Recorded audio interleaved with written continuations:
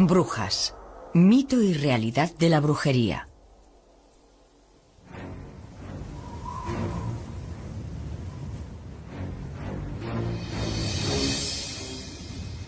Existe en el diccionario una palabra tan controvertida y evocadora que su sola mención conjura una gran profusión de imágenes y sensaciones. Esa palabra es brujería. Round about the cauldron go, in the poisoned entrails throw. Giremos en torno de la ancha caldera Under cold stone days and y nights. cuaje los filtros la roja lumbrera. Poisoned venom. Oculto alacrán que en las peñas sombrías Boil thou first. sudaste veneno los 31 días. Double, Sé tú quien se cueza de todos primero, al fuego del bodrio que dora el caldero.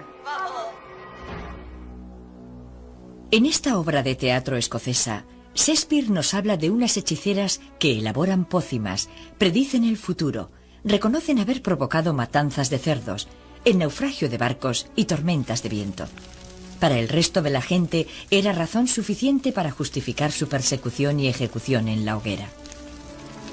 Estaban consideradas como instrumento del caos y autoras de todos los males, y el único modo de librar al mundo de su malignidad era el fuego purificador. En realidad, las brujas de Macbeth son un remedo. Son estereotipos. En lo que respecta a la verdadera brujería, una y otra vez nos ocupamos de un campo que contiene muchos mitos, muchas exageraciones. Estamos acostumbrados a la imagen del siglo XX, la imagen de la vieja bruja concebida por Shakespeare, la malvada anciana preparando sus brebajes en la olla y cosas así. Pero las brujas en el sentido tradicional jamás han sido realmente así. El paganismo, la Wicca o la brujería, o como quiera llamarlo, ha sido malinterpretado por la Iglesia y el Estado durante tanto tiempo que la gente no entiende realmente lo que representamos. Hay muchas connotaciones y conceptos falsos.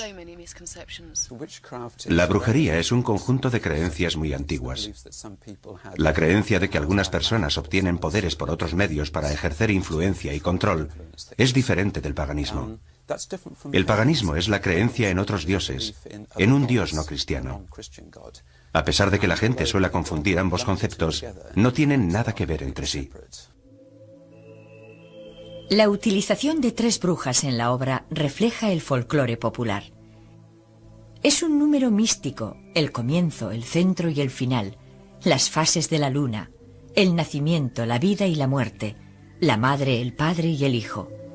Incluso las propias brujas tienen su triple ley. Se cree que todo acto mágico emitido por una hechicera retorna con una fuerza 3 veces mayor. Por ejemplo, una acción de buena voluntad devuelve a la bruja la bondad por triplicado. Asimismo, si se utiliza la magia con fines perversos, las consecuencias serán nefastas. Sin embargo, cuando pensamos en las brujas, nos las imaginamos actuando contra el bien común. Nos vienen a la mente las historias de persecuciones, torturas y muerte. Para obtener la confesión de las brujas que se mostraban reacias a hablar, se inventaron muchos instrumentos de tortura. Se llevó a cabo un gran número de juicios y procesos para identificar a las brujas. En Inglaterra, Enrique VIII emitió el primer decreto contra la brujería en 1542. El segundo decreto contra la brujería fue aprobado en 1563, bajo el reinado de Isabel I. Castigaba con pena de muerte a todos los condenados por asesinato mediante brujería. El tercer decreto fue emitido por Jacobo I. Le aterrorizaban las brujas.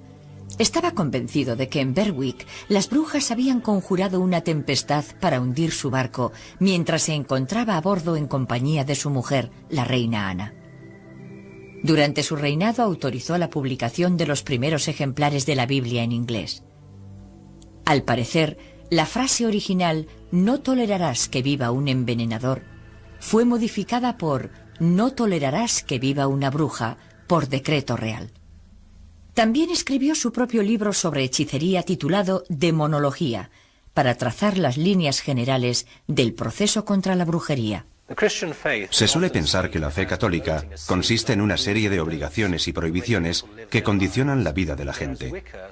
Por el contrario, la Wicca sugiere que mientras no hagas daño a nadie, puedes hacer lo que te plazca. La pregunta es, ¿cómo se puede comprobar si lo que hacemos no ha causado daño a nadie? ¿Basta con que no cause daño a ninguna de las personas involucradas en esta actividad en concreto? Y si así fuera, ¿cómo comprobarlo sin unas reglas objetivas a las que remitirse? En Europa, el temor a la brujería se convirtió en una epidemia. La Europa continental alcanzó las cifras más altas de procesos contra brujería y prácticas de tortura. Señores y campesinos se convirtieron tanto en acusadores como en acusados. El inquisidor, habitualmente nombrado por los funcionarios estatales o eclesiásticos del lugar, se valía de la tortura para obtener confesiones, utilizando cualquier sistema de coerción física que juzgara conveniente. Cientos de acusados fueron quemados en la hoguera.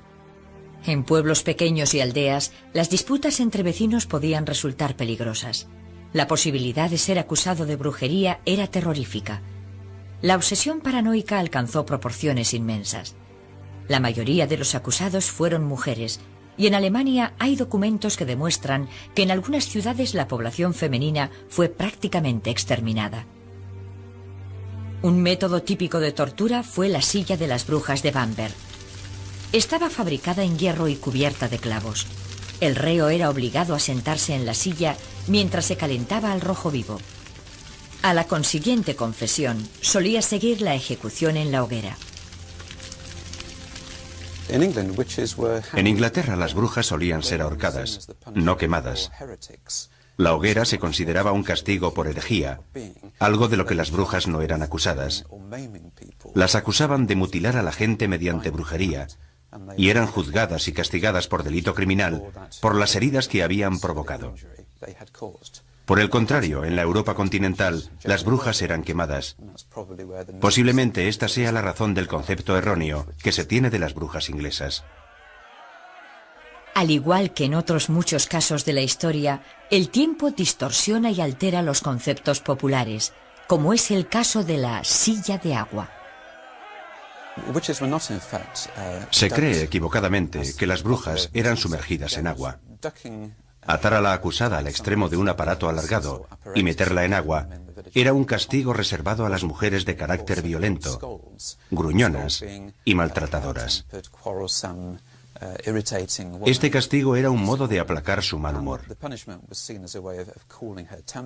En la práctica era una forma de humillación pública muy eficaz. En el caso de brujería, el equivalente más cercano sería la prueba del agua. Un grupo de vecinos ataba con cuerdas a la bruja y la arrojaba a un río o un estanque para comprobar si flotaba o se hundía. Si flotaba, se interpretaba como que el elemento agua la rechazaba.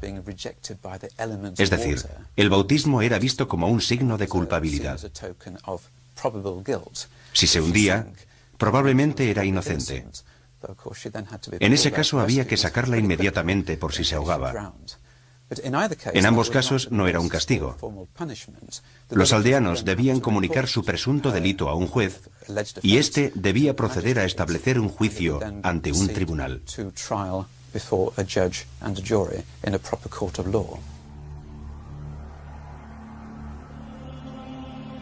Matthew Hopkins fue tal vez el cazador de brujas más célebre.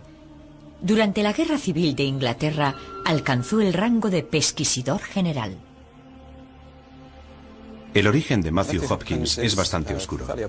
Posiblemente era hijo de un sacerdote de Suffolk. Alcanzó la fama en 1645, cuando siempre, según él, descubrió que su misión era la de destruir y expulsar a las brujas de Anglia Oriental. Fue el inicio de una cruzada que se prolongó durante 2 años y en la que hizo ejecutar a más de 100 personas en Suffolk, Essex y los condados orientales de Inglaterra. Lo más interesante de Matthew Hopkins es que la gente se lo imagina actuando por todo lo ancho del país, quemando brujas allí por donde pasaba.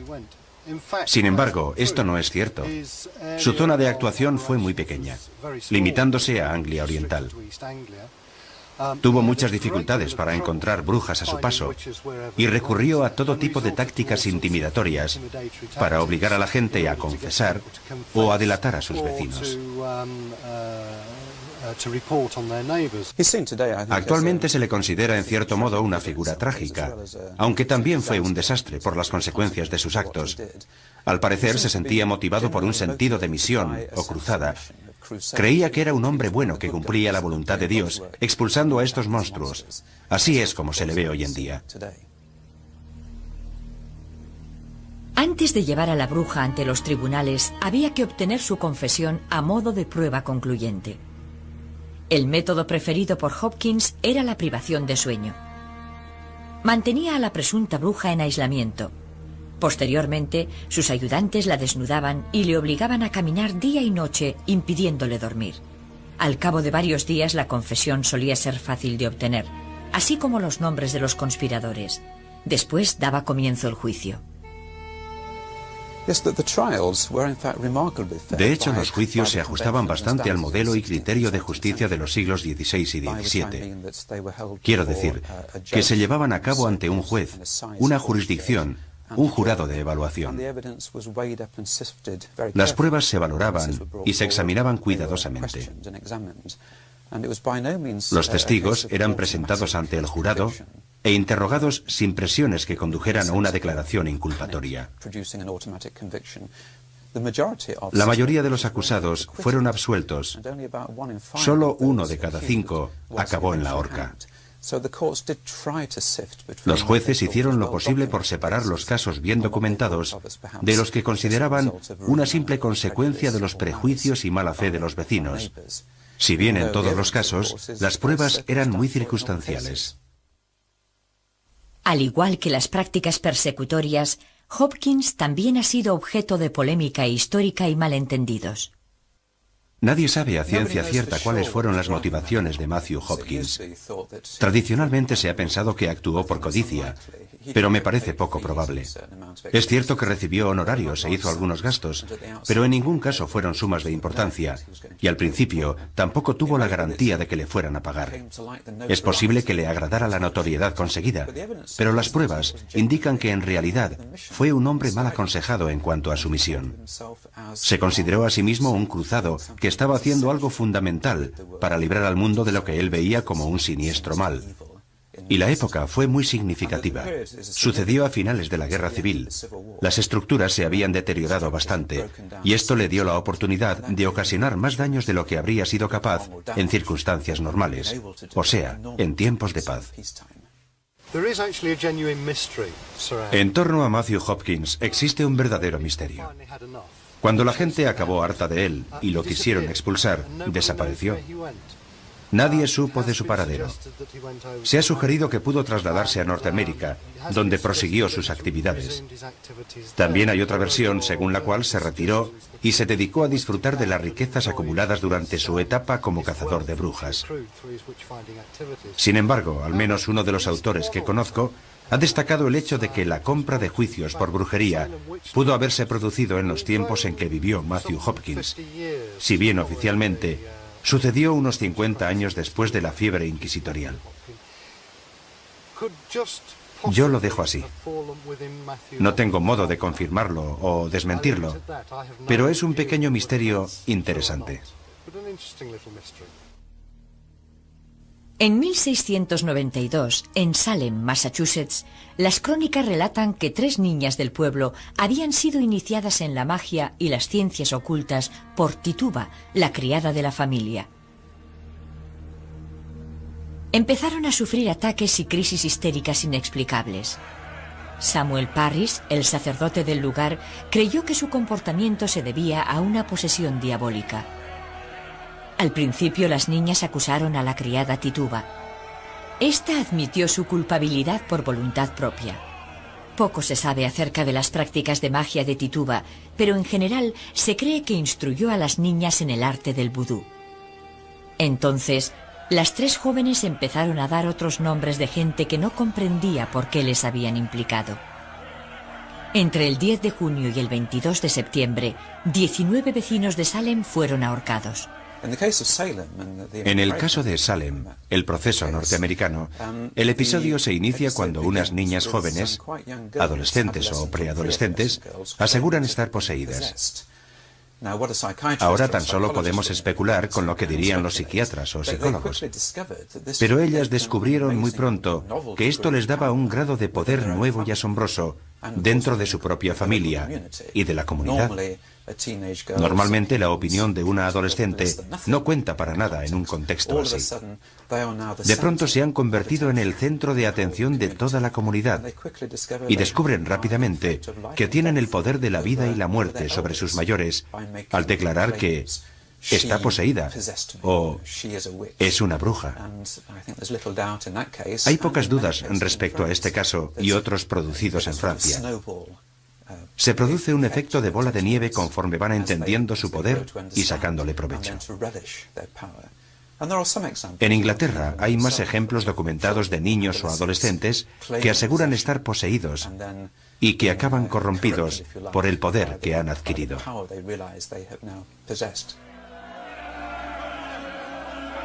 Finalmente, se levantó una oleada de rechazo contra los juicios. En base a las débiles pruebas obtenidas bajo coacciones y extrema presión, los juicios de Salem no continuaron más allá de las acusaciones iniciales. Si examinamos los acontecimientos desde otro punto de vista, también encontraríamos una explicación creíble de los juicios. Parris recibía principalmente el apoyo de los granjeros más pobres del pueblo de Salem. Para ellos, Parris y la iglesia rural representaban la estabilidad y los valores tradicionales. Pero el poder que estaban alcanzando los comerciantes suponía una amenaza para su modo de vida. Muchos de los que fueron víctimas de la caza de brujas encabezada por Parris y sus partidarios estaban relacionados con esta nueva clase social de Salem. La historia de Salem quedó inmortalizada en una obra teatral de Arthur Miller, titulada El Crisol. En ella se reflejan los juicios de McCarthy que estaban teniendo lugar en aquella época en Norteamérica. El paralelismo con el clima de acusaciones donde nadie podía sentirse seguro era evidente. Sin embargo, para la mayoría de la gente, la diferencia entre literatura y hechos históricos es confusa. Pienso que en Inglaterra y en Norteamérica la brujería no es propia de gente que ejerce el poder. No creo que sea una forma correcta de enfocarlo. Básicamente en Inglaterra y claramente en Norteamérica comienza en los niveles sociales más humildes, con las rivalidades y choques de personalidad dentro de una pequeña comunidad. A menudo la bruja es alguien marginal, de avanzada edad, poco apreciada y que se lleva mal con sus vecinos. Tal vez el mejor ejemplo de persecución a una supuesta bruja por motivos políticos lo podamos encontrar en la historia de Juana de Arco. Se había convertido en una amenaza para la Iglesia y el Estado, pero se utilizaron los rumores de brujería y el hecho de que ella admitiera escuchar voces en su interior como razón legítima para ejecutarla. Juana de Arco fue quemada en la hoguera por la Iglesia en 1431 bajo la acusación de herejía. Existen pocas dudas de que las razones fueran exclusivamente políticas, porque 500 años más tarde, Juana de Arco fue canonizada por la misma Iglesia que la había condenado a muerte. Todavía circula una teoría, a la que los historiadores no dan demasiada credibilidad, según la cual Juana fue una bruja. Es una leyenda que persiste y que vuelve a surgir en diferentes formas. La más sencilla es que ella pertenecía al antiguo credo, la brujería en estado puro, y que estaba cumpliendo ciertas obligaciones relacionadas con esa antigua religión. Hay que recordar que Dom Raimi, donde ella nació, era conocido por sus prácticas mágicas. Tenían un árbol embrujado y un pozo encantado. Fue bajo ese árbol donde Juana escuchó voces por primera vez. Hay muchas razones para pensar que aunque no fuese una bruja, seguramente estaba influida por la antigua religión. A mi parecer, Carlos VII era un hombre muy narcisista y vanidoso, y que estaba deseando librarse de ella. No olvidemos que Juana tenía fama de ser muy hábil discutiendo, muy obstinada.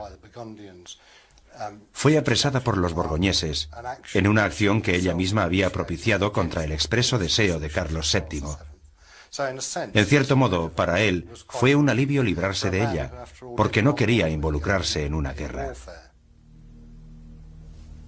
Hubo otras persecuciones que se llevaron a cabo simplemente por afán material. En el siglo XIV, el rey de Francia, Felipe el Hermoso, emprendió una campaña contra la Orden de los Templarios. Acusó a esta orden de monjes guerreros de cometer todo tipo de actos de brujería, entre otros la adoración de un ídolo con forma de cabeza decapitada y el uso de un cordón herético, signo inequívoco de que el portador practica la brujería. En cambio, la realidad es más prosaica. La Orden del Temple había sido creada para custodiar los caminos y rutas hacia Tierra Santa durante las cruzadas contra los sarracenos. Al principio la Iglesia aprobó sus acciones, les eximió de pagar impuestos y les concedió la capacidad de recaudar los suyos propios. La Orden construyó sus propios puertos y dispuso de su propia flota. Al ser considerados gente honrada, se convirtieron en los banqueros de los reinos europeos. Llegaron a trasladar inmensas sumas de dinero de un lugar a otro a cambio de honorarios. La riqueza de la Orden fue creciendo. Posiblemente fuera la codicia por esta riqueza lo que motivó la acción del rey francés. Por desgracia, la flota templaria huyó de Francia, poniendo la mayor parte de su fortuna a buen recaudo en Portugal, Inglaterra y Escocia. ¿Cómo llegó a surgir tal temor a las brujas que fue utilizado por los que detentaban el poder? Para investigarlo, tenemos que remontarnos a las raíces del paganismo moderno. El paganismo es una religión que adora la naturaleza. Sus seguidores suelen practicarla en espacios abiertos, en lugares naturales, ya sea en grupo o individualmente. Organizan varias festividades al año para celebrar los efectos del sol sobre la tierra. También adoran a la luna en asambleas mensuales.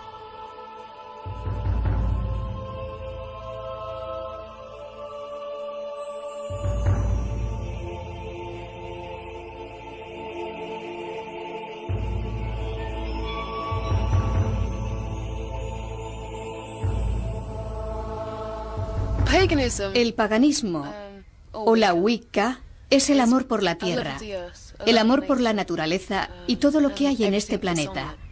Las piedras, los bosques, los árboles, las flores, los animales, las aves y, por supuesto, nosotros creemos en la dualidad del dios y la diosa de la tierra. El origen de las creencias modernas se pierde en la noche de los tiempos. Se cree que a medida que la última glaciación se extendió hacia el sur, el hombre europeo creía en dos imágenes que explicaban su modo de existencia. La diosa de la tierra, que engendraba la vida en todas sus manifestaciones, y el macho cabrío, que experimentaba la vida y la muerte como cazador y cazado. Cuando los primitivos recolectores y cazadores se convirtieron en granjeros en sus cerros fortificados para posteriormente asentarse en pueblos y ciudades, se cree que sus creencias pasaron a estar más organizadas. Monumentos megalíticos como Stonehenge o Avebury, enclavados en curiosos túmulos, cerros y caminos, podrían delatar una forma de organización de la vida religiosa comunitaria. Conforme las comunidades se hicieron más complejas, su organización también cambió.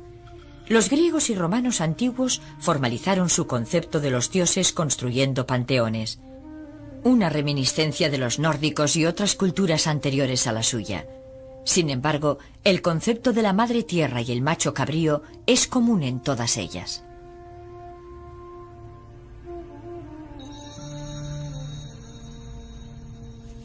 Con la llegada de la primitiva iglesia cristiana, se sembró la semilla de persecuciones venideras. En el año 325 de nuestra era, en el Concilio de Nicea, el emperador romano Constantino se enfrentó al problema de aunar las diferentes corrientes religiosas que existían en aquella época.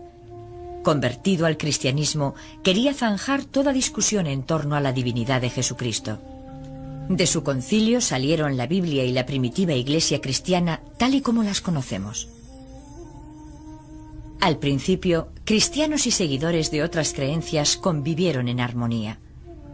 Las principales celebraciones cristianas, como la Pascua o la Navidad, se establecieron en los solsticios de verano e invierno, que ya eran fechas rituales destacadas.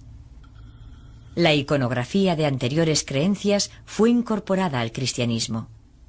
Durante el Adviento, Cristo es comparado con el sol, como la luz del mundo. En muchas iglesias se puede encontrar la imagen del pastor. Yo más bien creo que las raíces de la fe cristiana no se encuentran en el paganismo. Se encuentran en el judaísmo. Lo que se halla en el paganismo es el modo de expresar nuestras creencias. Las fiestas cristianas surgieron allí donde se adaptaron a las costumbres paganas. Por ejemplo, Navidad en el solsticio de invierno, la Candelaria en torno a Imbolc, y así sucesivamente. Pero a medida que el cristianismo se extendía por la Europa rural, el pueblo llano apenas hacía distinción entre el relato de Jesús y María y su propia versión de la Madre Tierra y su Hijo. Apenas tenían miedo de los efectos del cristianismo sobre la política y el Estado. De este modo pudieron compaginar ambas religiones. La vida seguía como antaño. Los más sabios eran el centro de autoridad en pueblos y aldeas. A ellos acudía la gente en busca de magia, curación y profecías. Ellos eran los depositarios de la sabiduría de los antiguos. Finalmente, fueron conocidos en su conjunto bajo el término anglosajón de Wicca, que se podría traducir como el que da forma a lo desconocido. De esta palabra deriva el término witch o bruja.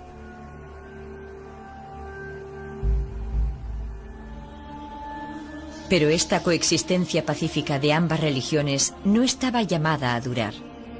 Así comenzó la persecución. La Iglesia condenó a la Madre Tierra, declarando que como diosa de la tierra era la generadora de todos los placeres terrenales que la Biblia definía como pecado. Posteriormente proclamaron que el macho cabrío era la personificación del demonio, un ángel expulsado del cielo por sus pecados y que vivía y obraba en el infierno.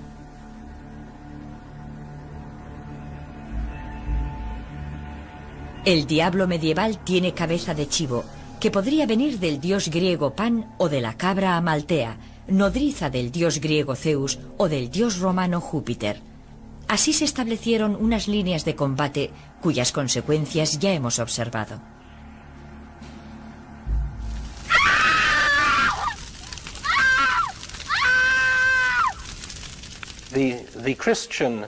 La Iglesia Católica está en permanente diálogo con los fieles de todas las creencias. Pero debemos apreciar lo costoso de ese diálogo. En muchos aspectos, si la Iglesia estableciera un diálogo con el paganismo, habría que llevar a cabo una gran labor de base, del clero con el paganismo. Habría que dar prioridad a un intenso diálogo para que la Iglesia pusiera los esfuerzos necesarios en su diálogo. Nos encontraríamos con que no hay base común en términos de doctrina y credo, pero tendríamos un diálogo interesante en nuestra visión del mundo en términos de ética y rituales.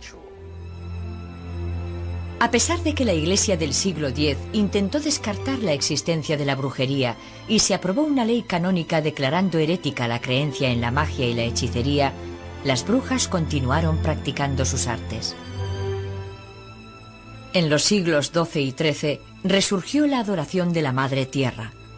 Los poetas escribían odas a la diosa bajo el pretexto de que se las dedicaban a sus amadas. Se construyeron iglesias y catedrales en nombre de María, la Madre de Dios, quien como Madre Divina había sustituido a la Madre Tierra.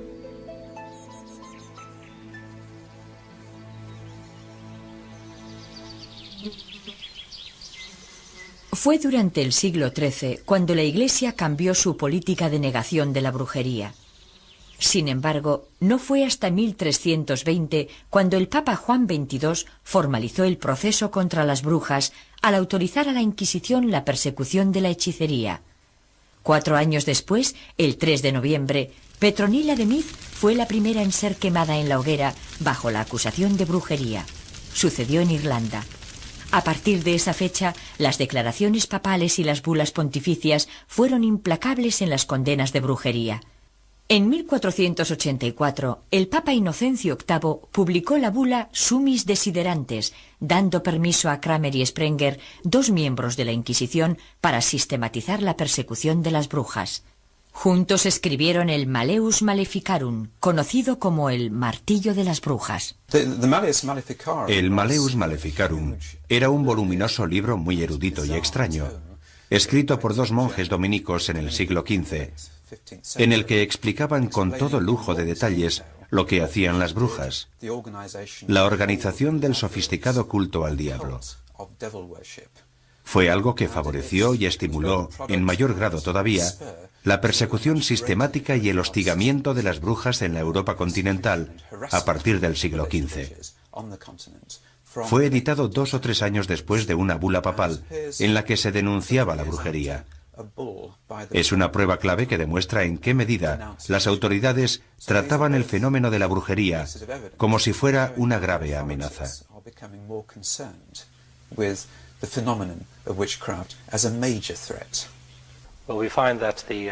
Vemos que el momento álgido de la persecución de las brujas tuvo lugar en la Edad Media y que fue el resultado de la alianza entre 2 estamentos sociales. Por un lado está la Iglesia, que persigue con saña la brujería, si bien la verdadera razón fue el afán por establecer su poder en el país, no tanto por mantener la pureza de la doctrina. No habrían podido ejercer su labor sin la ayuda del pueblo. Seguramente habremos visto películas donde la gente azuzaba a los perros contra los miembros excéntricos de la comunidad y los conducía ante las autoridades eclesiásticas acusándolos de brujería. Muy pocos practicaban la hechicería, tan solo era gente excéntrica. Viendo cómo colaboraron estos 2 grupos sociales, uno se pregunta qué es lo que había detrás de todo ello, y se llega a la conclusión de que se trata de inseguridad. Cuando una sociedad se siente insegura, como lo fue la mayor parte de Europa en la Edad Media, entonces se ceba en todo aquel que represente a una minoría, como las brujas en este caso.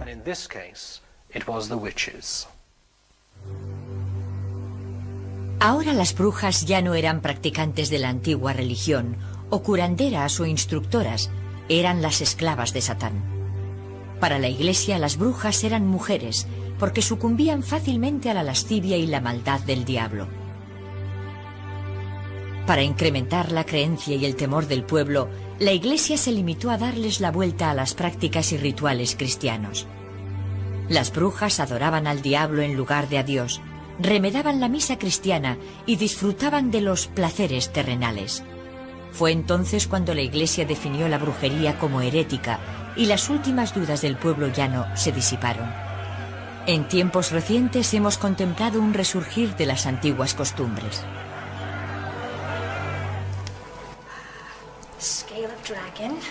Colmillos de lobo, fauces de dragón, humores de momia, hiel de tiburón.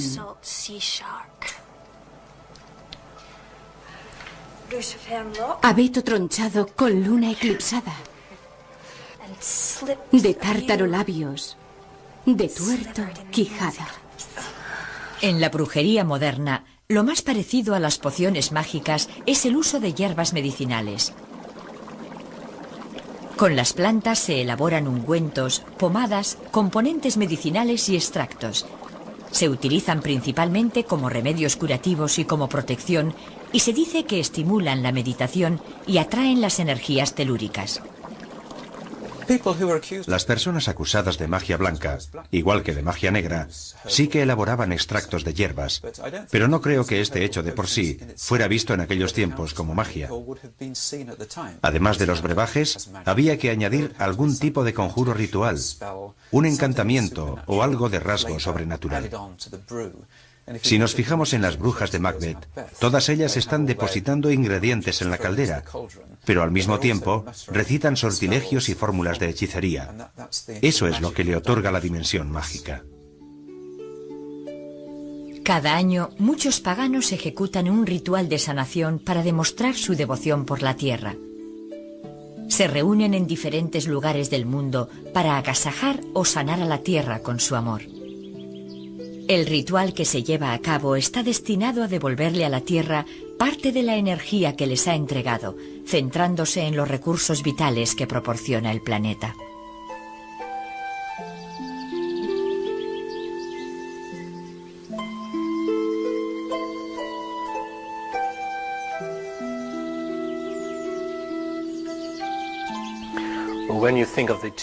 Cuando pensamos en la típica imagen de la bruja, nos la imaginamos conjurando un hechizo o haciendo magia. Pero en realidad tengo entendido que la mayor parte de su labor no tiene que ver con la magia, sino con rituales, que es diferente. En lo que concierne a la magia, evidentemente como sacerdote cristiano, yo no creo en la magia como un poder en sí mismo, sino que en realidad lo que ejerce es el poder de la sugestión, la capacidad de influir psicológicamente en los demás. Sin embargo, no debemos infravalorar ese poder, porque puede llegar a ser tan real como cualquier otro. Las brujas y los relatos en torno a ellas han pasado al folclore popular y de ahí a la literatura. Tal vez uno de los ejemplos más tempranos sea el de Medea, de la mitología griega, quien alcanzada por las flechas de Cupido se enamora locamente de Jasón. Ella le ayuda a llevar a cabo 3 labores aparentemente imposibles para conseguir el vellocino de oro. De Inglaterra viene la historia del mago Merlín, el sabio anciano consejero que utiliza a regañadientes sus poderes mágicos para que Arturo se convierta en el legendario rey. En muchos ejemplos modernos se pueden encontrar variantes de este tema. El actual resurgimiento de las antiguas religiones se remonta a 1888. Un grupo de veteranos masones fundó la Orden Hermética del Amanecer Dorado, una sociedad dedicada al descubrimiento de la sabiduría de los antiguos. En la orden fue iniciado un joven llamado Aleister Crowley. En su niñez solo le permitieron leer la Biblia, pero a comienzos de la última década del siglo XIX, cuando Crowley estudiaba en el Trinity College de Cambridge, sus horizontes se abrieron de par en par al descubrir a los clásicos. Tras su instrucción dentro de la orden, viajó por todo el planeta. Fue en el Cairo donde recibió una serie de revelaciones místicas. Se sabe con certeza que Crowley influyó decisivamente en el resurgimiento de la magia ceremonial y las antiguas creencias. Es posible que a su labor debamos los horóscopos y los tableros de Ouija. Gerald Gardner, a quien muchos consideran el fundador de la Wicca moderna, fue iniciado por Crowley en la orden que éste presidía. El apasionado interés de Gardner por el renacimiento de la masonería y el gran número de libros que aportó seguramente contribuyeron al auge moderno de estas creencias. No creo que haya una verdadera conexión entre la Wicca moderna y la brujería de la Edad Media y los siglos XVI y XVII. Me parece un ejemplo de lo que conocemos por invención de la tradición moderna. A la Wicca moderna le gustaría que existiera tal tradición, tal conexión. Están intentando recrear lo que ellos piensan que sucedió o lo que les gustaría que hubiese sucedido, pero está universalmente aceptado como un fenómeno nuevo.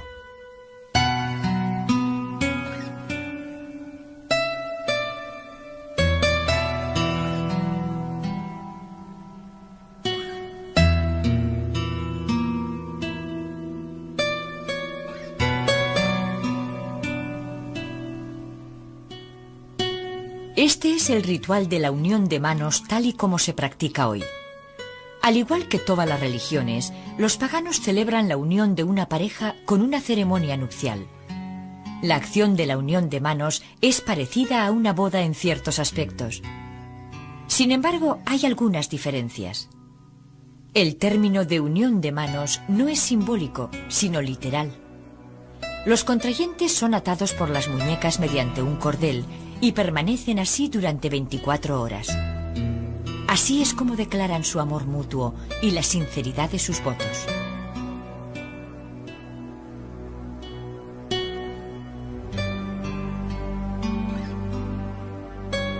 Para finalizar el ritual, la pareja debe saltar por encima del palo de una escoba que sujetan el sumo sacerdote y la sacerdotisa. Una vez unidos, deben permanecer juntos durante 1 año y 1 día.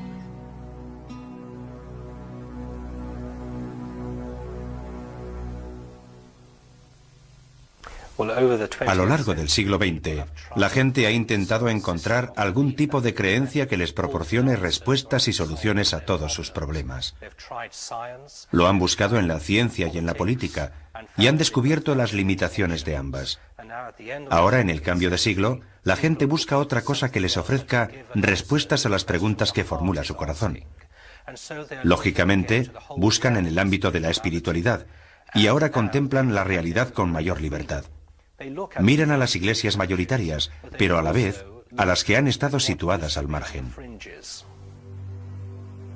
Pese a que la adoración de una diosa femenina ya no sea motivo de odio, hay algunos que aún lo temen y se siguen produciendo malentendidos que pueden tener fatales consecuencias. Según un informe, en 1997, en una pequeña aldea de Rusia, 2 hombres intentaron matar a una familia completa porque creían que una de las mujeres era bruja.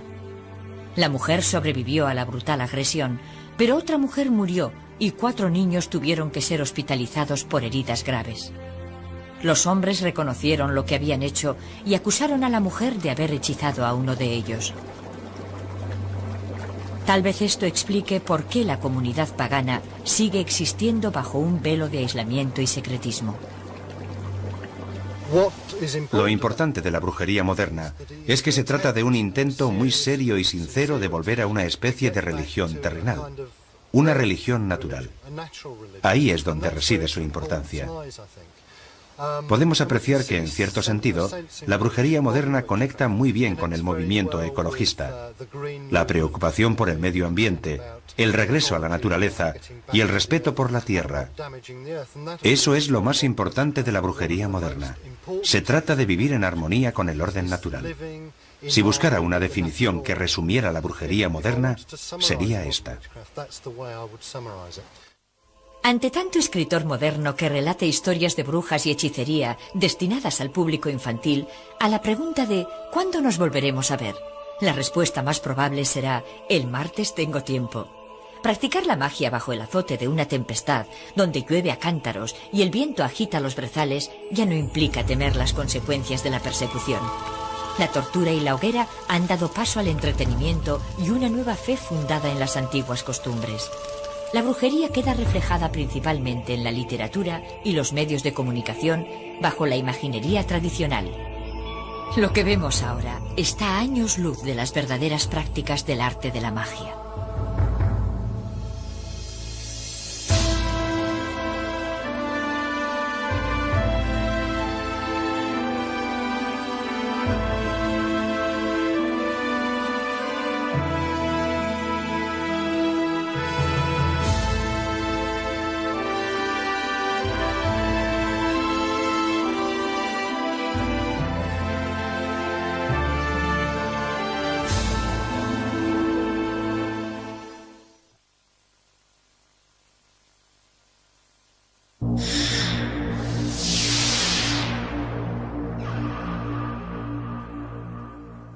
Por Tituba, la criada de la familia. Empezaron a sufrir ataques y crisis histéricas inexplicables. Samuel Parris, el sacerdote del lugar, creyó que su comportamiento se debía a una posesión diabólica. Al principio las niñas acusaron a la criada Tituba. Esta admitió su culpabilidad por voluntad propia. Poco se sabe acerca de las prácticas de magia de Tituba, pero en general se cree que instruyó a las niñas en el arte del vudú. Entonces, las tres jóvenes empezaron a dar otros nombres de gente que no comprendía por qué les habían implicado. Entre el 10 de junio y el 22 de septiembre, 19 vecinos de Salem fueron ahorcados. En el caso de Salem, el proceso norteamericano, el episodio se inicia cuando unas niñas jóvenes, adolescentes o preadolescentes, aseguran estar poseídas. Ahora tan solo podemos especular con lo que dirían los psiquiatras o psicólogos. Pero ellas descubrieron muy pronto que esto les daba un grado de poder nuevo y asombroso dentro de su propia familia y de la comunidad. Normalmente la opinión de una adolescente no cuenta para nada en un contexto así. De pronto se han convertido en el centro de atención de toda la comunidad y descubren rápidamente que tienen el poder de la vida y la muerte sobre sus mayores al declarar. A menudo la bruja es alguien marginal, de avanzada edad, poco apreciada y que se lleva mal con sus vecinos. Tal vez el mejor ejemplo de persecución a una supuesta bruja por motivos políticos lo podamos encontrar en la historia de Juana de Arco. Se había convertido en una amenaza para la Iglesia y el Estado, pero se utilizaron los rumores de brujería y el hecho de que ella admitiera escuchar voces en su interior como razón legítima para ejecutarla. Juana de Arco fue quemada en la hoguera por la Iglesia en 1431 bajo la acusación de herejía. Existen pocas dudas de que las razones fueran exclusivamente políticas, porque 500 años más tarde, Juana de Arco fue canonizada por la misma Iglesia que la había condenado a muerte. Todavía circula una teoría, a la que los historiadores no dan demasiada credibilidad, según la cual Juana fue una bruja. Es una leyenda que persiste y que vuelve a surgir en diferentes formas. La más sencilla es que ella pertenecía al antiguo credo, la brujería en estado puro, y que estaba cumpliendo ciertas obligaciones relacionadas con esa antigua religión. Hay que recordar que Domremy, donde ella nació, era conocido por sus prácticas mágicas. Tenían un árbol embrujado y un pozo encantado, o algo de rasgo sobrenatural. Si nos fijamos en las brujas de Macbeth, todas ellas están depositando ingredientes en la caldera, pero al mismo tiempo recitan sortilegios y fórmulas de hechicería. Eso es lo que le otorga la dimensión mágica. Cada año, muchos paganos ejecutan un ritual de sanación para demostrar su devoción por la tierra. Se reúnen en diferentes lugares del mundo para agasajar o sanar a la tierra con su amor. El ritual que se lleva a cabo está destinado a devolverle a la tierra parte de la energía que les ha entregado, centrándose en los recursos vitales que proporciona el planeta.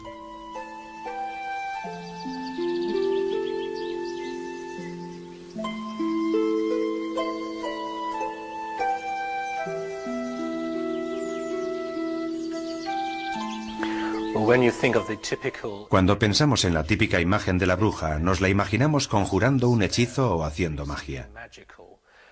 Pero en realidad tengo entendido que la mayor parte de su labor no tiene que ver con la magia, sino con rituales, que es diferente.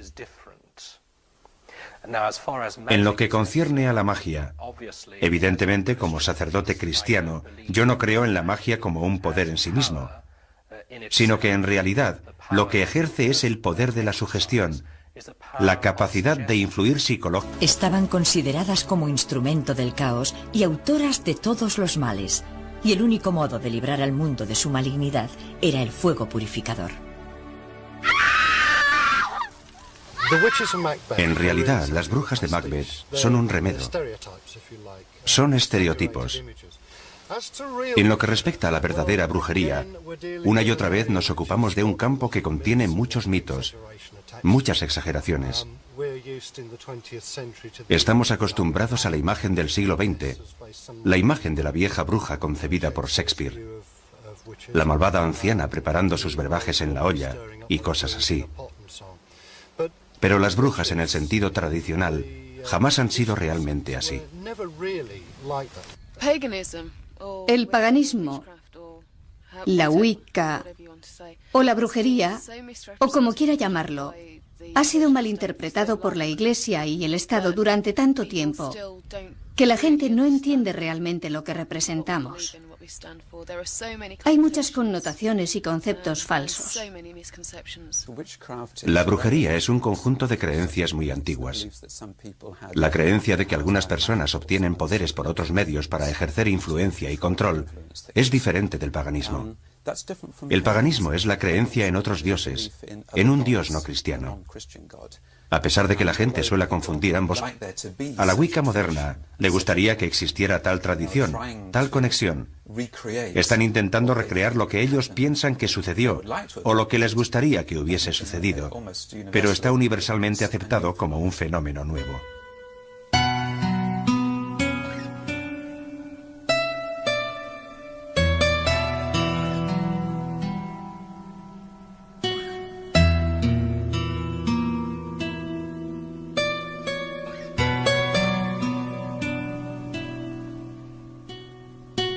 Este es el ritual de la unión de manos tal y como se practica hoy. Al igual que todas las religiones, los paganos celebran la unión de una pareja con una ceremonia nupcial. La acción de la unión de manos es parecida a una boda en ciertos aspectos. Sin embargo, hay algunas diferencias. El término de unión de manos no es simbólico, sino literal. Los contrayentes son atados por las muñecas mediante un cordel y permanecen así durante 24 horas. Así es como declaran su amor mutuo y la sinceridad de sus votos.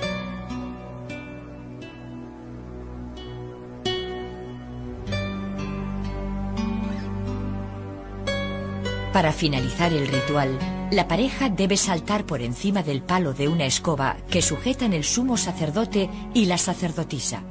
Bajes en la olla y cosas así. Pero las brujas en el sentido tradicional jamás han sido realmente así. El paganismo, la Wicca o la brujería, o como quiera llamarlo, ha sido malinterpretado por la Iglesia y el Estado durante tanto tiempo que la gente no entiende realmente lo que representamos. Hay muchas connotaciones y conceptos falsos. La brujería es un conjunto de creencias muy antiguas. La creencia de que algunas personas obtienen poderes por otros medios para ejercer influencia y control es diferente del paganismo. El paganismo es la creencia en otros dioses, en un dios no cristiano. A pesar de que la gente suele confundir ambos conceptos, no tienen nada que ver entre sí. La utilización de 3 brujas en la obra refleja el folclore popular. Es un número místico, el comienzo, el centro y el final, las fases de la luna, el nacimiento, la vida y la muerte, la madre, el padre y el hijo. Incluso las propias brujas tienen su triple ley.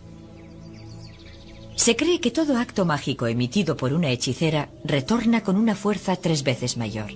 Por ejemplo, una acción de buena voluntad devuelve a la bruja la bondad por triplicado. Asimismo, si se utiliza... Nos encontraríamos con que no hay base común en términos de doctrina y credo, pero tendríamos un diálogo interesante en nuestra visión del mundo en términos de ética y rituales. A pesar de que la Iglesia del siglo X intentó descartar la existencia de la brujería y se aprobó una ley canónica declarando herética la creencia en la magia y la hechicería, las brujas continuaron practicando sus artes. En los siglos XII y XIII resurgió la adoración de la Madre Tierra. Los poetas escribían odas a la diosa bajo el pretexto de que se las dedicaban a sus amadas. Se construyeron iglesias y catedrales en nombre de María, la Madre de Dios, quien como Madre Divina había sustituido a la Madre Tierra.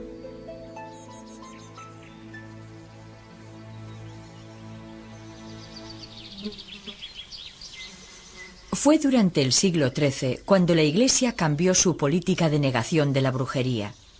Sin embargo, no fue hasta 1320 cuando el Papa Juan XXII formalizó el proceso contra las brujas al autorizar a la Inquisición la persecución de la hechicería. 4 años después, el 3 de noviembre, Petronila de Meath fue la primera en ser quemada en la hoguera bajo la acusación de brujería. Sucedió en Irlanda. A partir de esa fecha, las declaraciones papales y las en la historia de Juana de Arco. Se había convertido en una amenaza para la Iglesia y el Estado, pero se utilizaron los rumores de brujería y el hecho de que ella admitiera escuchar voces en su interior como razón legítima para ejecutarla. Juana de Arco fue quemada en la hoguera por la Iglesia en 1431 bajo la acusación de herejía. Existen pocas dudas de que las razones fueran exclusivamente políticas, porque 500 años más tarde, Juana de Arco fue canonizada por la misma Iglesia que la había condenado a muerte. Todavía circula una teoría, a la que los historiadores no dan demasiada credibilidad, según la cual Juana fue una bruja. Es una leyenda que persiste y que vuelve a surgir en diferentes formas. La más sencilla es que ella pertenecía al antiguo credo, la brujería en estado puro, y que estaba cumpliendo ciertas obligaciones relacionadas con esa antigua religión. Hay que recordar que Domremy, donde ella nació, era conocido por sus prácticas mágicas. Tenían un árbol embrujado y un pozo encantado. Fue bajo ese árbol donde Juana escuchó voces por primera vez. Hay muchas razones para pensar que aunque no fuese una bruja, seguramente estaba influida por la antigua religión. A mi parecer, Carlos... En torno a Matthew Hopkins existe un verdadero misterio. Cuando la gente acabó harta de él y lo quisieron expulsar, desapareció. Nadie supo de su paradero. Se ha sugerido que pudo trasladarse a Norteamérica, donde prosiguió sus actividades. También hay otra versión según la cual se retiró y se dedicó a disfrutar de las riquezas acumuladas durante su etapa como cazador de brujas. Sin embargo, al menos uno de los autores que conozco ha destacado el hecho de que la compra de juicios por brujería pudo haberse producido en los tiempos en que vivió Matthew Hopkins, si bien oficialmente sucedió unos 50 años después de la fiebre inquisitorial. Yo lo dejo así. No tengo modo de confirmarlo o desmentirlo, pero es un pequeño misterio interesante. En 1692, en Salem, Massachusetts, las crónicas relatan que 3 niñas del pueblo habían sido iniciadas en la magia y las ciencias ocultas por Tituba, la criada de la familia. Empezaron a sufrir ataques y crisis histéricas inexplicables. Samuel Parris, el sacerdote del lugar, creyó que su comportamiento se debía a una posesión diabólica. Al principio las niñas acusaron a la criada Tituba. Esta admitió sajar o sanar a la tierra con su amor. El ritual que se lleva a cabo está destinado a devolverle a la tierra parte de la energía que les ha entregado, centrándose en los recursos vitales que proporciona el planeta.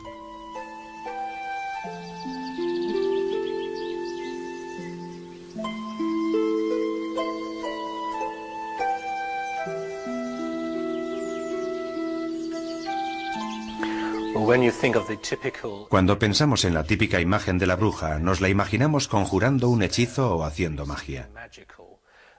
Pero en realidad tengo entendido que la mayor parte de su labor no tiene que ver con la magia, sino con rituales, que es diferente. En lo que concierne a la magia, evidentemente como sacerdote cristiano, yo no creo en la magia como un poder en sí mismo, sino que en realidad lo que ejerce es el poder de la sugestión, la capacidad de influir psicológicamente en los demás. Sin embargo, no debemos infravalorar ese poder, porque puede llegar a ser tan real como cualquier otro. Las brujas y los relatos en torno a ellas han pasado al folclore popular y de ahí a la literatura.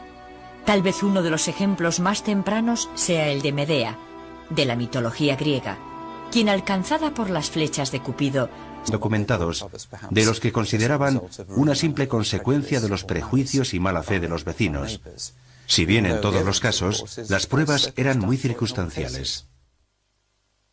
Al igual que las prácticas persecutorias, Hopkins también ha sido objeto de polémica histórica y malentendidos. Nadie sabe a ciencia cierta cuáles fueron las motivaciones de Matthew Hopkins. Tradicionalmente se ha pensado que actuó por codicia, pero me parece poco probable. Es cierto que recibió honorarios e hizo algunos gastos, pero en ningún caso fueron sumas de importancia, y al principio tampoco tuvo la garantía de que le fueran a pagar. Es posible que le agradara la notoriedad conseguida, pero las pruebas indican que en realidad fue un hombre mal aconsejado en cuanto a su misión. Se consideró a sí mismo un cruzado que estaba haciendo algo fundamental para librar al mundo de lo que él veía como un siniestro mal. Y la época fue muy significativa. Sucedió a finales de la Guerra Civil. Las estructuras se habían deteriorado bastante, y esto le dio la oportunidad de ocasionar más daños de lo que habría sido capaz en circunstancias normales, o sea, en tiempos de paz. En torno a Matthew Hopkins existe un verdadero misterio. Cuando la gente acabó harta de él y lo quisieron expulsar, desapareció. Nadie supo de su paradero. Se ha sugerido que pudo trasladarse a Norteamérica, donde prosiguió sus actividades, lógicamente en los demás. Sin embargo, no debemos infravalorar ese poder, porque puede llegar a ser tan real como cualquier otro. Las brujas y los relatos en torno a ellas han pasado al folclore popular y de ahí a la literatura. Tal vez uno de los ejemplos más tempranos sea el de Medea, de la mitología griega, quien alcanzada por las flechas de Cupido se enamora locamente de Jasón.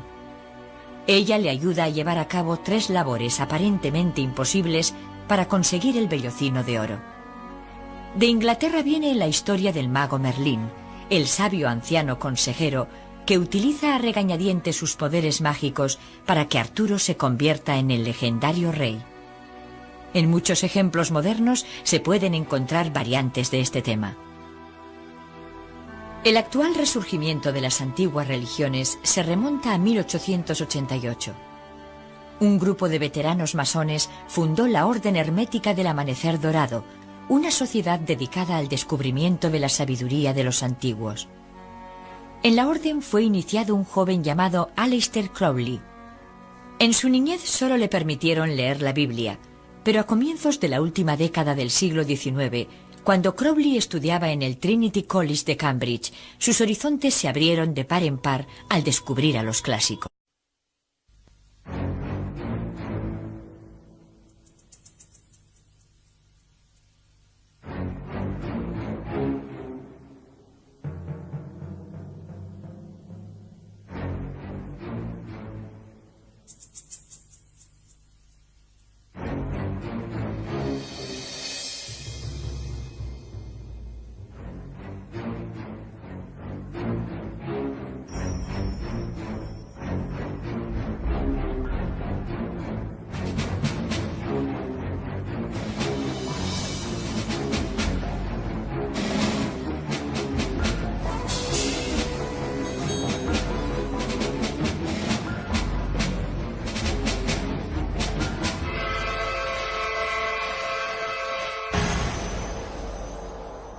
Brujas, mito y realidad de la brujería.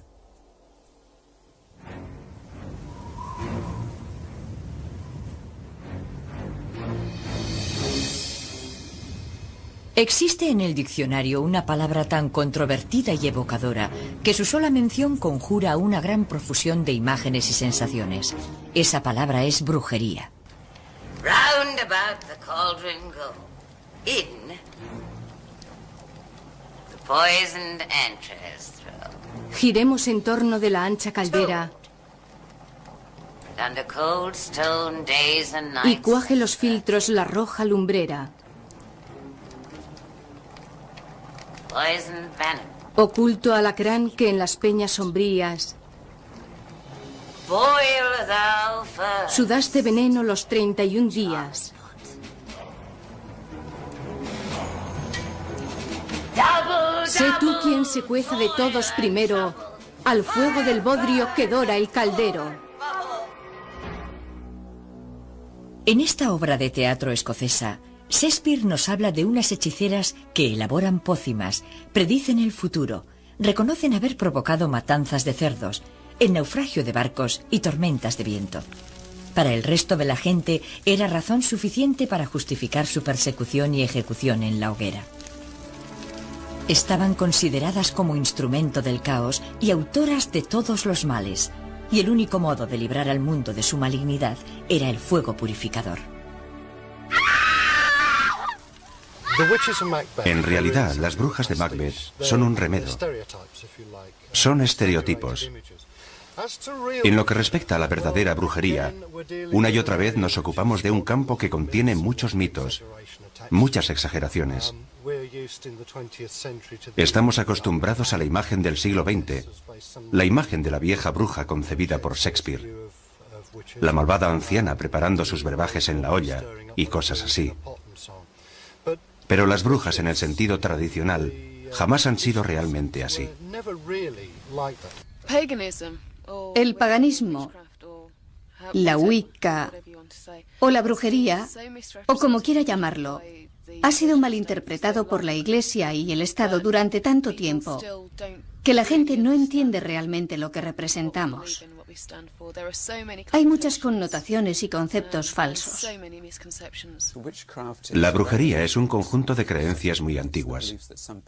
La creencia de que algunas personas obtienen poderes por otros medios para ejercer influencia y control es diferente del paganismo. El paganismo es la creencia en otros dioses, en un dios no cristiano.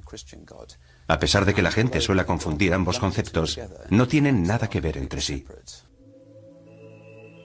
La utilización de 3 brujas en la obra refleja el folclore popular. Es un número místico, el comienzo, el centro y el final, las fases de la luna, el nacimiento, la vida y la muerte, la madre, el padre y el hijo. Incluso las propias brujas tienen su triple ley. Se cree que todo acto mágico emitido por una hechicera retorna con una fuerza 3 veces mayor. Por ejemplo, una acción de buena voluntad devuelve a la bruja la bondad por triplicado. Asimismo, si se utiliza la magia con fines perversos, las consecuencias serán nefastas. Sin embargo, cuando pensamos en las brujas, nos las imaginamos actuando contra el bien común. Nos vienen a la mente las historias de persecuciones, torturas y muerte. Para obtener la confesión de las brujas que se mostraban reacias a hablar, se inventaron muchos instrumentos de tortura. Se llevó a cabo un gran número de juicios y procesos para identificar a las brujas. En Inglaterra, Enrique VIII emitió el primer decreto contra la brujería en 1542. El segundo decreto contra la brujería fue aprobado en 1563, bajo el reinado de Isabel I. Castigaba con pena de muerte a todos los condenados por asesinato mediante brujería. El tercer decreto fue emitido por Jacobo I. Le aterrorizaban las brujas. Estaba convencido de que en Berwick las brujas habían conjurado una tempestad para hundir su barco mientras se encontraba a bordo en compañía de su mujer, la reina Ana. Durante su reinado autorizó la publicación de los primeros ejemplares de la Biblia en inglés.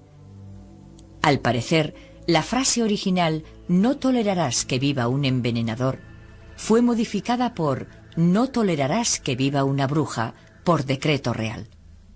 También escribió su propio libro sobre hechicería titulado Demonología, para trazar las líneas generales del proceso contra la brujería. Se suele pensar que la fe católica consiste en una serie de obligaciones y prohibiciones que condicionan la vida de la gente. Por el contrario, la Wicca sugiere que mientras no hagas daño a nadie, puedes hacer lo que te plazca. La pregunta es, ¿cómo se puede comprobar si lo que hacemos no ha causado daño a nadie? ¿Basta con que no cause daño a ninguna de las personas involucradas en esta actividad en concreto? Y si así fuera, ¿cómo comprobarlo sin unas reglas objetivas a las que remitirse? En Europa, el temor a la brujería se convirtió en una epidemia. La Europa continental alcanzó las cifras más altas de procesos contra brujería y prácticas de tortura.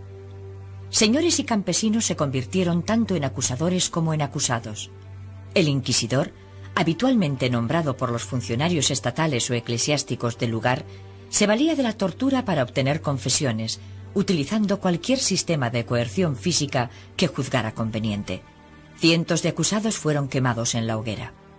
En pueblos pequeños y aldeas, las disputas entre vecinos podían resultar peligrosas.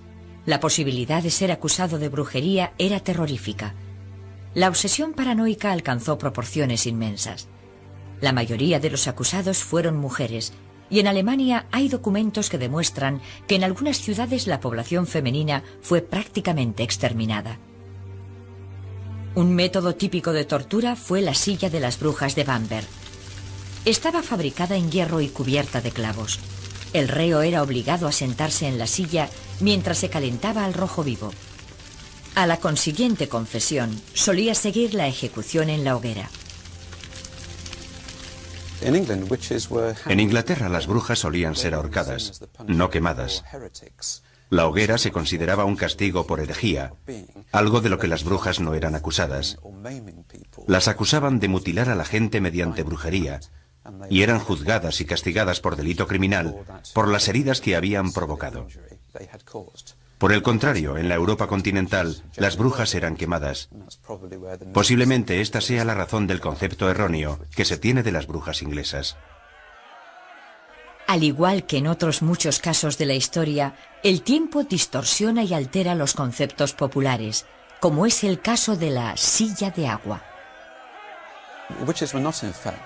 Se cree equivocadamente que las brujas eran sumergidas en agua. Atar a la acusada al extremo de un aparato alargado y meterla en agua era un castigo reservado a las mujeres de carácter violento, gruñonas y maltratadoras. Este castigo era un modo de aplacar su mal humor. En la práctica era una forma de humillación pública muy eficaz. En el caso de brujería, el equivalente más cercano sería la prueba del agua.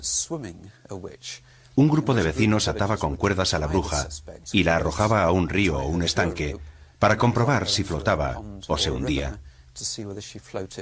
Si flotaba, se interpretaba como que el elemento agua la rechazaba. Es decir, el bautismo era visto como un signo de culpabilidad. Si se hundía, probablemente era inocente. En ese caso había que sacarla inmediatamente por si se ahogaba. En ambos casos no era un castigo. Los aldeanos debían comunicar su presunto delito a un juez y éste debía proceder a establecer un juicio ante un tribunal.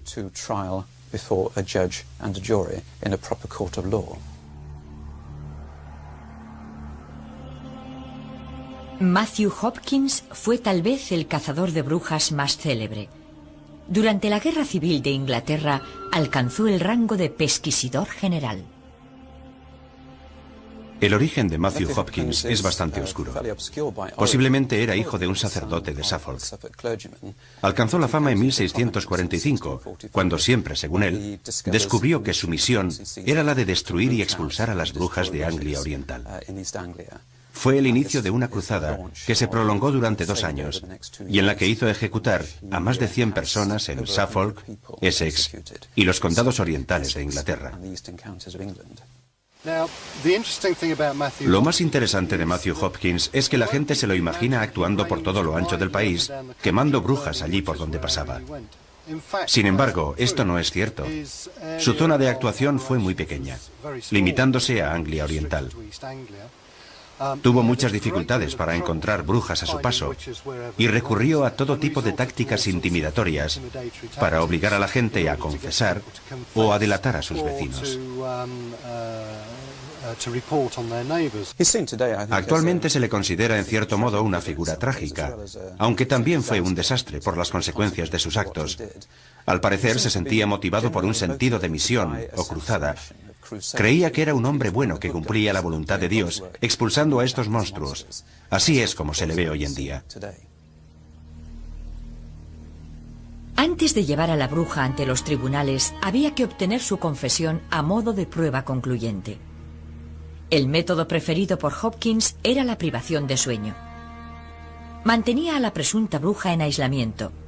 Posteriormente, sus ayudantes la desnudaban y le obligaban a caminar día y noche, impidiéndole dormir.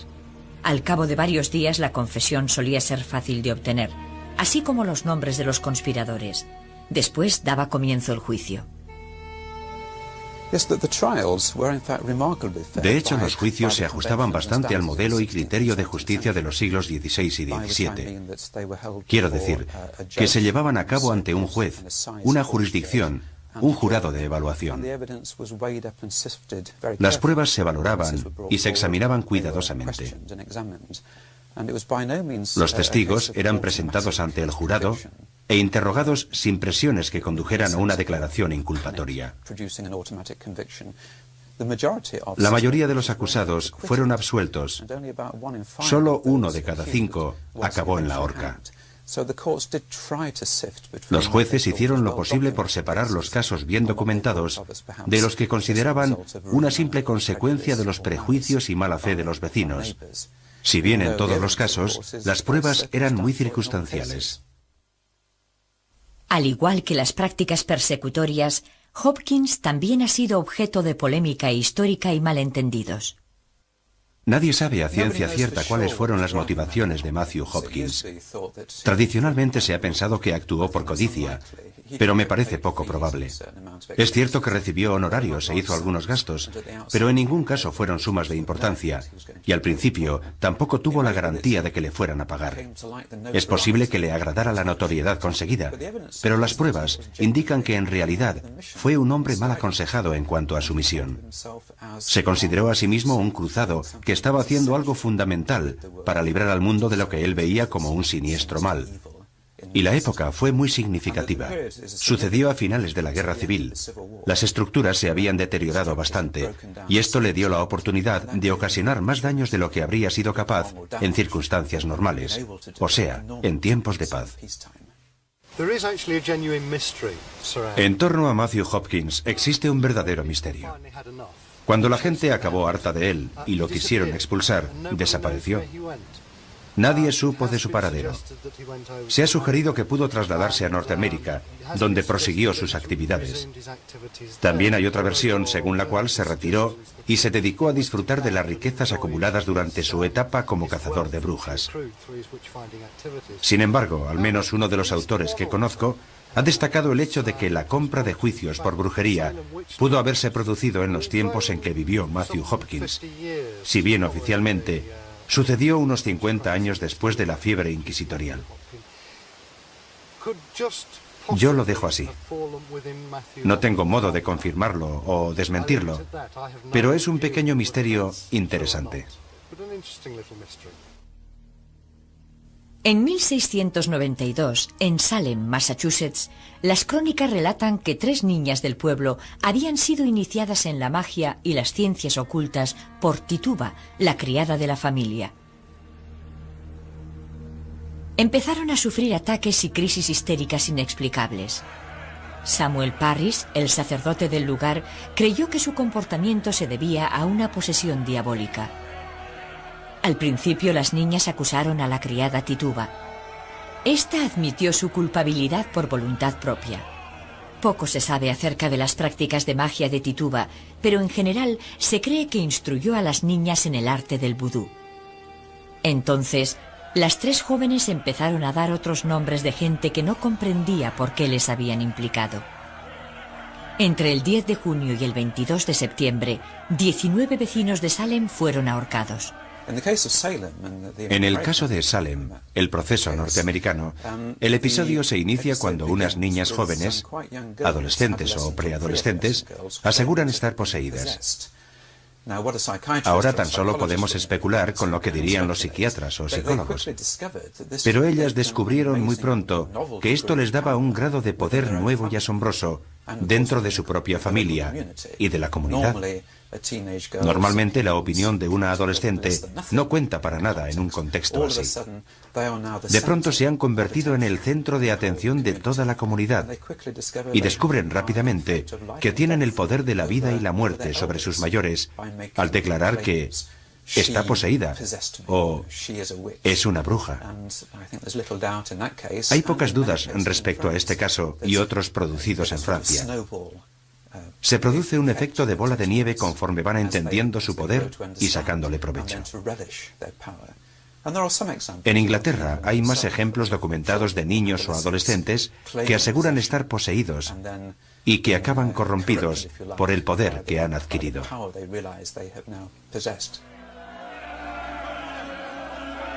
Finalmente, se levantó una oleada de rechazo contra los juicios.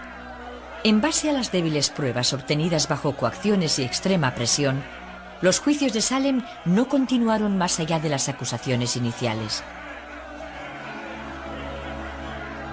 Si examinamos los acontecimientos desde otro punto de vista, también encontraríamos una explicación creíble de los juicios. Parris recibía principalmente el apoyo de los granjeros más pobres del pueblo de Salem. Para ellos, Parris y la iglesia rural representaban la estabilidad y los valores tradicionales. Pero el poder que estaban alcanzando los comerciantes suponía una amenaza para su modo de vida. Muchos de los que fueron víctimas de la caza de brujas encabezada por Parris y sus partidarios estaban relacionados con esta nueva clase social de Salem.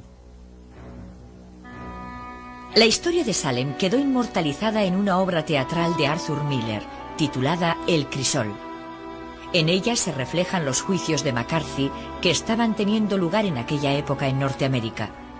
El paralelismo con el clima de acusaciones donde nadie podía sentirse seguro era evidente. Sin embargo, para la mayoría de la gente, la diferencia entre literatura y hechos históricos es confusa. Pienso que en Inglaterra y en Norteamérica la brujería no es propia de gente que ejerce el poder. No creo que sea una forma correcta de enfocarlo. Básicamente en Inglaterra y claramente en Norteamérica comienza en los niveles sociales más humildes, con las rivalidades y choques de personalidad dentro de una pequeña comunidad. A menudo la bruja es alguien marginal, de avanzada edad, poco apreciada y que se lleva mal con sus vecinos. Tal vez el mejor ejemplo de persecución a una supuesta bruja por motivos políticos lo podamos encontrar en la historia de Juana de Arco. Se había convertido en una amenaza para la Iglesia y el Estado, pero se utilizaron los rumores de brujería y el hecho de que ella admitiera escuchar voces en su interior como razón legítima para ejecutarla. Juana de Arco fue quemada en la hoguera por la Iglesia en 1431 bajo la acusación de herejía. Existen pocas dudas de que las razones fueran exclusivamente políticas, porque 500 años más tarde, Juana de Arco fue canonizada por la misma Iglesia que la había condenado a muerte. Todavía circula una teoría, a la que los historiadores no dan demasiada credibilidad, según la cual Juana fue una bruja. Es una leyenda que persiste y que vuelve a surgir en diferentes formas. La más sencilla es que ella pertenecía al antiguo credo, la brujería en estado puro, y que estaba cumpliendo ciertas obligaciones relacionadas con esa antigua religión. Hay que recordar que Dom Raimi, donde ella nació, era conocido por sus prácticas mágicas. Tenían un árbol embrujado y un pozo encantado. Fue bajo ese árbol donde Juana escuchó voces por primera vez. Hay muchas razones para pensar que aunque no fuese una bruja, seguramente estaba influida por la antigua religión. A mi parecer, Carlos VII era un hombre muy narcisista y vanidoso, y que estaba deseando librarse de ella. No olvidemos que Juana tenía fama de ser muy hábil discutiendo, muy obstinada. Fue apresada por los borgoñeses en una acción que ella misma había propiciado contra el expreso deseo de Carlos VII. En cierto modo, para él, fue un alivio librarse de ella, porque no quería involucrarse en una guerra. Hubo otras persecuciones que se llevaron a cabo simplemente por afán material. En el siglo XIV, el rey de Francia, Felipe el Hermoso, emprendió una campaña contra la Orden de los Templarios. Acusó a esta orden de monjes guerreros de cometer todo tipo de actos de brujería, entre otros la adoración de un ídolo con forma de cabeza decapitada y el uso de un cordón herético, signo inequívoco de que el portador practica la brujería. En cambio, la realidad es más prosaica. La Orden del Temple había sido creada para custodiar los caminos y rutas hacia Tierra Santa durante las cruzadas contra los sarracenos. Al principio la Iglesia aprobó sus acciones, les eximió de pagar impuestos y les concedió la capacidad de recaudar los suyos propios. La Orden construyó sus propios puertos y dispuso de su propia flota. Al ser considerados gente honrada, se convirtieron en los banqueros de los reinos europeos. Llegaron a trasladar inmensas sumas de dinero de un lugar a otro a cambio de honorarios. La riqueza de la Orden fue creciendo. Posiblemente fuera la codicia por esta riqueza lo que motivó la acción del rey francés. Por desgracia, la flota templaria huyó de Francia, poniendo la mayor parte de su fortuna a buen recaudo en Portugal